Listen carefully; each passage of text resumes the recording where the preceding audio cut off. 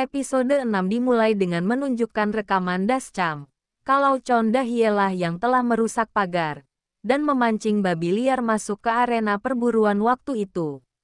Sementara itu, di rumah keluarga Queen, Dahye muncul bersama Yoon Eun Seong dan mereka menggeledah kamar Hyun Woo. Saat menggeledah kamarnya, Eun Seong menemukan brankas yang terkunci dan curiga dengan isinya. Di sini terungkap juga bahwa Dahye hanya berpura-pura menikahi Hong Soo-chol untuk membantu melaksanakan rencana Eun Seong. Dan secara mengejutkan, ternyata usia Dahye 5 tahun lebih tua dari Soo-chol. Rencana mereka ini ternyata sudah berjalan selama bertahun-tahun. Sementara penggeledahan berlangsung, di sisi lain, Hae-in dan Hyun Woo telah berdamai. Mereka bersiap untuk makan ramen instan. Dan Hae-in memberitahu Hyun Woo tentang keinginannya mengenai pemakaman jika nanti dirinya meninggal. Dia juga menjelaskan pada suaminya alasan di balik surat wasiatnya dan pengecualiannya dari surat wasiat tersebut. Ternyata, sekarang terungkap kalau ibunya Hae-in sengaja menyuruhnya menulis surat wasiat itu. Dan Hae-in terpaksa menurutinya agar dia bisa menikah dengan Hyun Woo. Sementara itu, Ibu Hae-in sedang menyiapkan ginseng berusia 1 abad untuk Soo-chol karena tenaganya lemah. Saat itu, Hong Beom-ja mengamuk karena Soo-chol tidak mau berbagi dengan kakaknya sendiri. Hal ini karena hanya dia yang tahu kondisi Hae-in selain Hyun Woo. Beom-ja mengunjungi ayah Hae-in yang sedang merawat siput peliharaannya yang sakit parah. Dan menangis kasihan pada Hae-in yang tidak mendapat perhatian lebih dari keluarganya. Sementara itu, Hyun Woo dan Hae-in sedang berada di sebuah kamar hotel di Jerman. Hyun Woo bertanya kepada Hae-in apakah ia bisa tidur satu ranjang dengannya, dan Hae-in menyetujuinya. Kemudian, Hae-in merasa bangga betapa hebatnya suaminya itu. Karena menurutnya Hyun Woo tidak serakah seperti orang lain atas harta Hae-in. Dan saat mendengarnya, Hyun Woo merasa canggung karena sebenarnya dia juga menginginkan warisan dari Hae-in. Di kemudian hari, Hae-in menerima email dari pusat penelitian tentang metode terapi yang mungkin dilakukan. Hae-in tidak tahu kalau sebenarnya Hyun Woo telah mendatangi dokter pusat penelitian tersebut. Dan mengancam akan mengambil tindakan hukum dengan tuduhan penipuan jika dokter tidak segera menindaklanjuti penyakit Hae-in. 좋은 소식 올 수도 있다고 했잖아. 그러게. Di spa, Grace memarahi Dahye karena ceroboh dan tertangkap kamera di lokasi perburuan.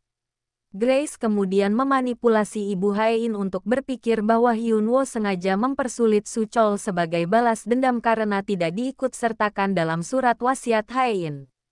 Suatu hari, di stasiun kereta api di Jerman, seorang wanita mencoba mendekati Hyun Woo, namun Hae-in menyuruhnya pergi. Keduanya lalu berbicara tentang cinta pertama mereka supaya membuat satu sama lain merasa cemburu. Kemudian, Hae-in mengungkapkan bahwa ia bertemu dengan cinta pertamanya saat naik bus. Kembali ke kediaman Hong, tampak beberapa tukang reparasi datang untuk memperbaiki kamera CCTV. Saat itu, Grace menyuruh salah satu dari mereka agar membuka kotak yang terkunci di kamar Hyun Woo dan mereka menemukan surat cerai. 그래, 너라고 별 수 있겠니? Sementara itu, Hyun Woo dan Hae-in mencoba mencari gembok cinta yang dahulu mereka letakkan di jembatan. Namun mereka tidak dapat menemukannya. Kemudian, Hae-in dan Hyun Woo mengunjungi pusat penelitian untuk suntikan terapi Hae-in. Namun Hae-in tiba-tiba berhalusinasi tentang kakaknya yang telah meninggal, sehingga dirinya tersesat di luar rumah sakit. Hyun Woo mencarinya selama sejam sebelum akhirnya berhasil menemukannya. Saat itu, Hae-in mengungkapkan bahwa ketika masih kecil, ia dan kakaknya terlibat dalam kecelakaan misterius di laut. Kakaknya berhasil menyelamatkan nyawa Hae-in, namun sayang malah dia yang tenggelam. Sejak hari itu, inilah alasan kenapa ibunya Hae-in tidak dapat memaafkan Hae-in atas kematian Suwan.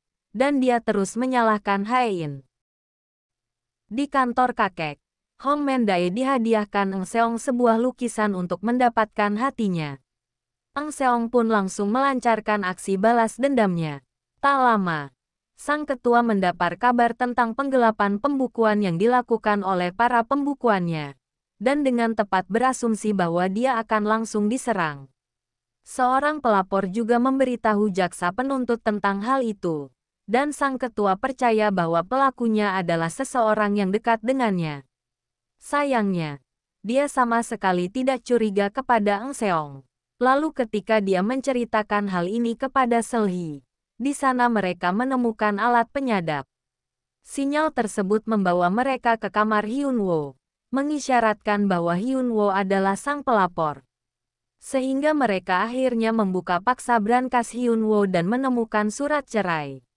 Situasi di sana benar-benar berantakan. Setelah itu, Ibu Hae-in menelepon putrinya untuk memberitahu tentang Hyun-woo. Namun Hae-in menganggap bahwa ini semua adalah jebakan. Dia menutup teleponnya dan kemudian melarang Hyun-woo menerima panggilan dari rumah. Di tempat lain, Beom-ja menemukan bahwa Mo Seul-hee adalah seorang penipu dengan menggunakan nama yang berbeda.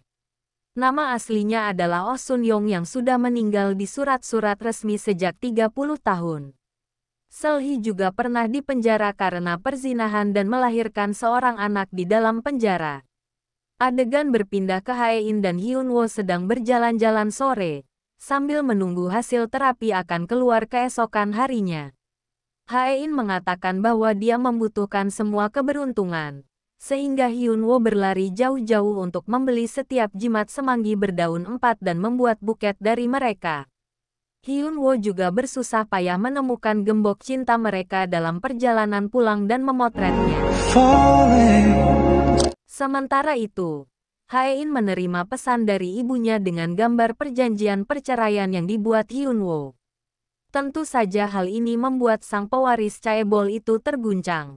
Dengan mata berkaca-kaca, Hae-in meminta Hyun-woo untuk menyangkal hal ini, tetapi Hyun-woo tidak dapat menyangkalnya.